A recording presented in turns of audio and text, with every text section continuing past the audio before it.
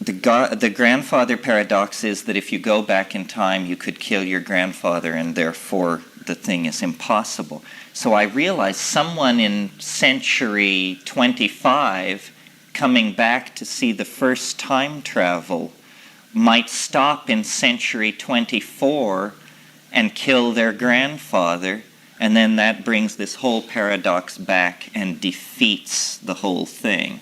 And I was pretty unhappy about that because I liked it. But I thought about it, and I thought about it, and I think I have found not simply a solution to that small problem, but actually it led to the current answer, the state of the answer. And it goes like this. In order to understand it, I have to make a metaphor for you. And here is the metaphor. We live on a globe, a geometric sphere. And on this globe, there are extremely advanced civilizations. You could call them futuristic civilizations. Japan comes to mind. West Germany, Malibu, certain highly futuristic outposts of global culture. Yet on this same globe, there are what we would have to call ancient civilizations in the Amazon rainforests, in the mountains of Selangor in Malaysia, in the White Mountains of New Guinea, Stone Age people. Well, now, so we live on this globe. We have these super futuristic societies, and then we have these super old-style societies. I don't want to call them primitive, but old-style societies. Well, now ask yourself, which way are cultural values moving on the planet? Are the Japanese taking up headhunting and shamanic magic and hunting with poison arrows? No. But the people who hunt with poison arrows and practice shamanism are looking for transistor radios, high-speed outboards, moisture-resistant radios, and fine cosmetics. So the point is, if you have a situation where you have highly developed cultures and underdeveloped or unadvanced cultures, the flow of values will always be from the more advanced to the less advanced. Here's another way of understanding it. Think of think of the world as a closed sphere, and recall from your high school physics what is called Bernoulli's gas laws.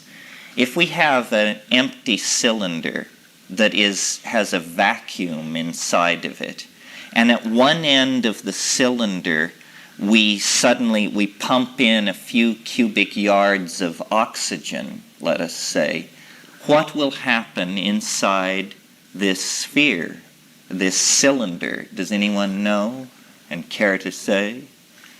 Well, what happens is pressure equalizes instantly throughout the entire system. The oxygen doesn't stay at one end and the vacuum at another. The thing seeks equilibrium instantly. And what I'm suggesting is that the global culture is seeking equilibrium of social values and technology so that it's all flowing toward the vacuum end of things, the less advanced end of things. Well, how does this impinge back on this question of 2012 and the time travel and all that? Well, here's the notion. It's a little hard to grok, but worth the effort. When the Lady Temponaut sailed off into the future, I was wrong to expect that time machines from all points in the future would arrive at the first moment when time travel was possible. The grandfather paradox mitigates against that. Instead, what would happen is that the most advanced state of human evolution achieved throughout all of the future would move backward through time and completely fill the cultural phase space that follows the moment of the invention of the first time machine. So that when you press the button and turn on the first time machine, it's like a God whistle.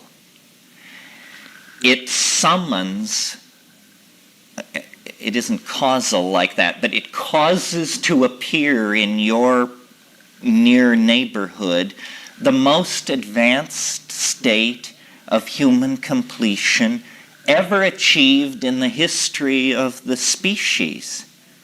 A way of thinking of this is to say that in a moment before or a moment after this compression point in 2012, what density of novelty going orthogonal to 3 space really means is that the entirety of the future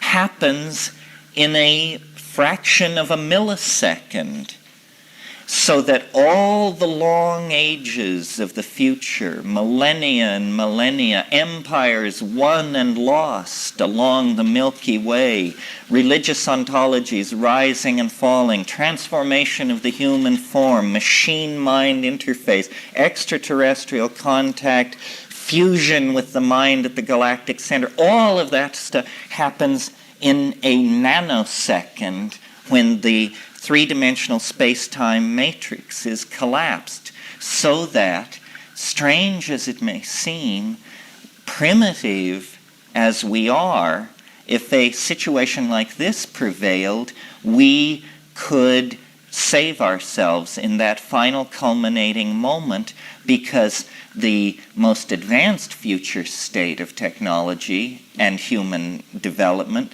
has to be assumed to be inconceivable from our point of view.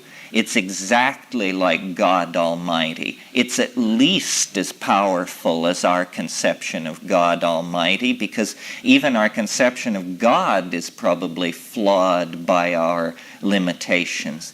So, in other words, it is possible to imagine a situation where the condensing of this lower order dimensional slice of things, which we call human history, bursts through this hole, this compression point, into a hyperdimensional domain of human completion that took millions and millions of years to achieve in a dimension we never experience, a dimension that our act of inventing the time machine compressed down into a nanosecond.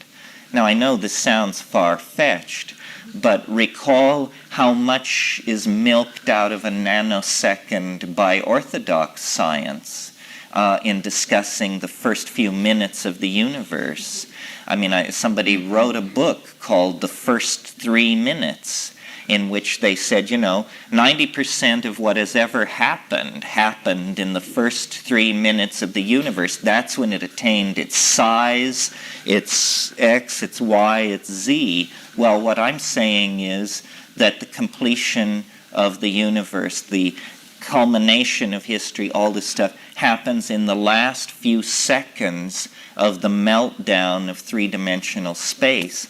And at the other side of that barrier lies what we are looking for, the cosmic mind, unlimited power, unlimited affection for mankind, unlimited understanding of how to extricate us from our situation without damaging the planet. Well, at that point, you can plug in any kind of apocalyptic scenario you want. I mean, they could lift every single human being on the planet off into another dimension, into a space-time vehicle that could rove through the geometric matrix of being, whatever. Imagination fails at this point. We can only point like the baboons in 2001 confronting the monolith. We can only scream and jump up and down in front of it with excitement. But what it spells is, return to the higher and hidden source from which we sense we descended into matter long, long ago. And notice that wild as that scenario is, it doesn't require divine intervention. It doesn't require the loving intercession of extraterrestrials. It's something that we call the oversoul of our species to us. From the very ends of space and time, it is summoned by a technological event that represents the union of skill and means. It's like the generation of Buddhist ontology, but it's something that we achieve through technology.